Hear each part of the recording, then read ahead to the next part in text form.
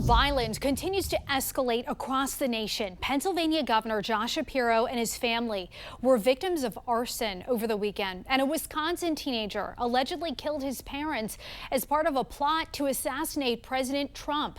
The National News Desk, Jeff Harris, joining us now. Just last week, Jeff, we took a deep dive into a new survey highlighting this rise in political violence. What did experts tell you about the temperature in the nation right now? That it will likely only go up, Dee Dee. That survey focused just on President Trump and Elon Musk, with 38% of all respondents saying it would be somewhat justified to kill them. And experts say these attacks over the weekend are a sign that the problem is only getting worse.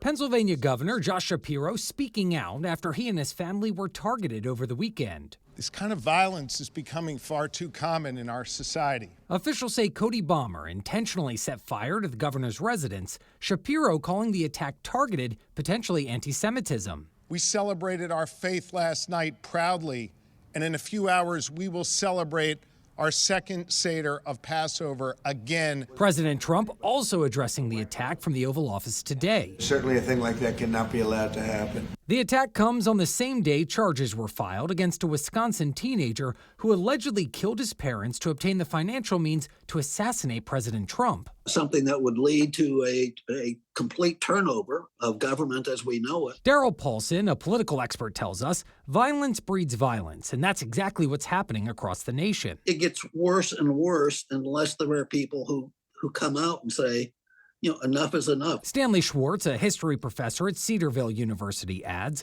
this rise in political violence matches historical patterns. When violence occurred in the Kansas territory just before the Civil War, it spread. People who were Democrats and Republicans were both committing acts of violence. And when people on one side see people on the other side take violent action, then it will feel like everything is fair game. The rules have been broken. We have to commit violence to match the violence that they are committing.